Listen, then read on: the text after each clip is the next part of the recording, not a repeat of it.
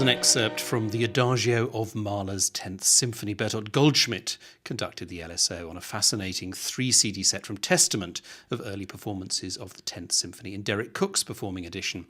I'm James Jolly, Gramophone's editor-in-chief, and I'm delighted to be joined by Rob Cowan to talk about that and the other two shortlisted discs in the historic category of the 2011 Gramophone Classical Music Awards. Well, this truly is a historic set, isn't it? Yes, I think that's its great claim to winning a prize, actually, is its significance historically. I mean, we've had a lot of versions of Mahler 10, and not just the Derek Cook version, or versions, I should say, of the symphony. And I'm not going to say that Bertolt Goldschmidt's performances are necessarily the greatest, although they're extremely persuasive.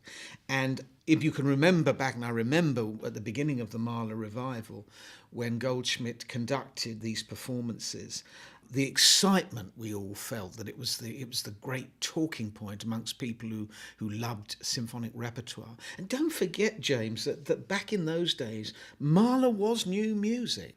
I mean, it really wasn't that old. It was as new to us then as sort of Bernstein is to people now.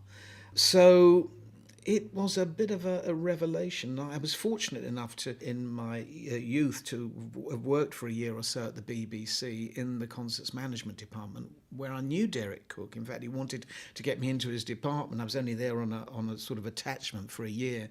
And he was a lovely guy, and he spoke quite freely about this arrangement that he did and the other music that he loved. And I remember feeling really excited about the symphony. The Eugene Normandy was the first recording to come out.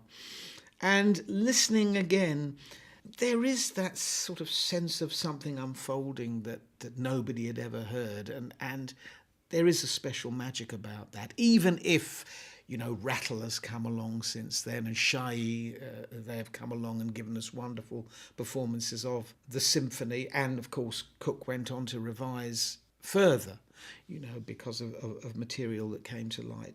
I still think that this is a very special set, and also, of course, having him talk about the evolution of it and describe the process of putting it together is a real boon in his own words. Doesn't matter how many times you read about it, there's nothing like actually hearing the man himself talking about it.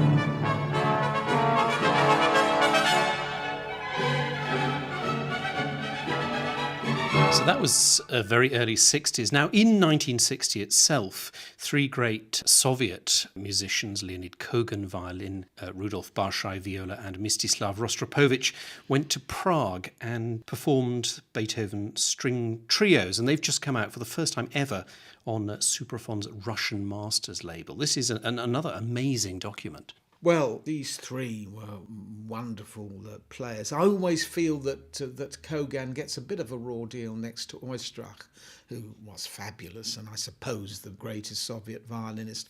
But Kogan was pretty special when he was on form, and my goodness, all three of them are on wonderful form here. Previously to listening to these recordings, my favourite recordings of the trios was with Heifetz and Primrose and Piatigorsky. But this set runs them pretty close. In fact, I think they're more or less equal to them. The attack of the playing is amazing. The spontaneity, being in a live context, is obviously important. And they make these pieces, and they're fantastic pieces. Don't get hoodwinked by the early Opus numbers, the Opus 9. The Opus 9 trios are as good as the Opus 10 piano sonatas, and Opus 3 is a huge piece. I mean, it really is a tremendous work. So although Beethoven was quite young when he wrote them, he was already fully mature. Why do you think we don't hear them so often? I mean, we tend to hear piano trios, but the pure string trios seem to be neglected. Do you think it's perhaps just an unfashionable lineup or something? It's a very interesting question. It's probably because four instruments together are enough for four people to, if you like, donate their musical personalities to the one cause. Three, it's a little bit more difficult. You've got to have three individuals. And I suppose the other thing is you don't have string trios as performing No, that's groups. what I mean. You Yes. don't. They tend to be virtuosos who have come together in order to perform these particular works. I've never really thought about that, but normally quartets are groups of players who are chamber players, quartet players. When one person leaves, another person joins the quartet, normally from another quartet or from an orchestra very often, but they're very rarely soloists. In the case of a string trio, they're normally soloists who join forces to play string trios. But where Heifetz-Piatigorsky and Primrose is a very good Of course, example. Mutter, Jurana and Rostropovich again. That's right. Grumio, of course. Of course. And Heifetz, Feuermann and Primrose. So they've all been very big name players, and this group comes into that category, and they really sound it. They're big performances, especially Opus 3. That's the one that I would really recommend to people.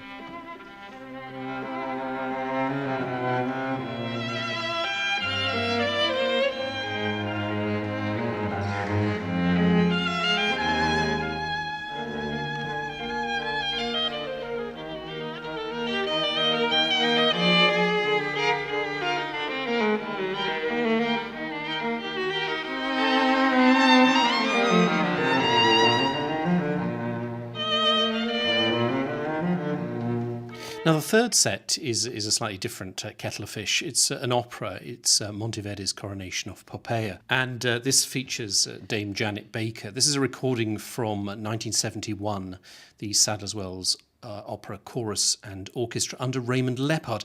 And Leppard, now his approach to music, this is his own edition, is perhaps considered rather unfashionable, but he was tremendously important in unearthing a whole new repertoire. I have to be honest here. I'm going to confess something here. Raymond Leppard brings me about as close as I want to get to a lot of this tradition. He is or was the most superb musician. He always achieved a beautiful sound with Handel, with Monteverdi, his recordings of the madrigals, for example, and other works.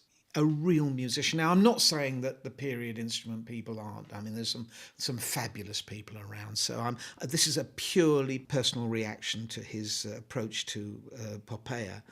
But to have the sheer beauty and dramatic force of Dame Janet's performance, sort of working in collaboration with Leppard, probably inspired in part by Leppard's approach to the music, is a real privilege. And I think that as historic opera sets go, this has got to be one that really does deserve an award. Because they did make some fantastic recordings together. I mean, there was obviously tremendous musical sympathy between the two of them. Well, they were coming from the same direction. They were sort of looking in the same direction as musicians, and issues of style didn't seem to come into it. I mean, that's probably rubbish. Of course, they did come into it, but the most important thing was the message of the music and what the music was saying to them, how it was speaking to them, and how they, in turn, wanted to speak to their public through the music.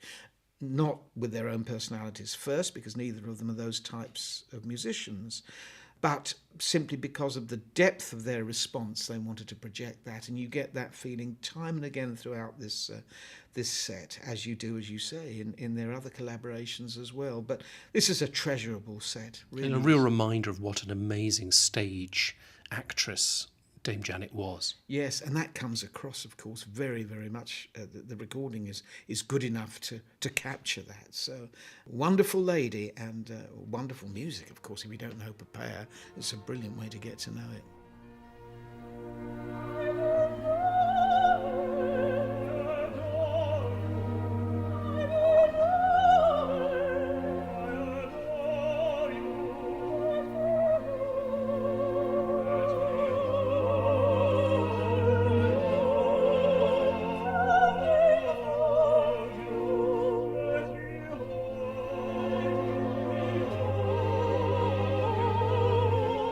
And all will be revealed about which of those 3 recordings takes the Historic Award when the 2011 Gramophone Classical Music Awards, in association with Steinway & Sons, are announced on October the 6th.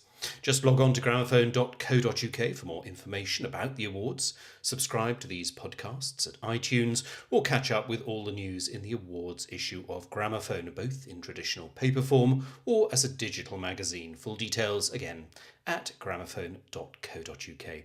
Thanks for listening, and thanks to Rob Cowan.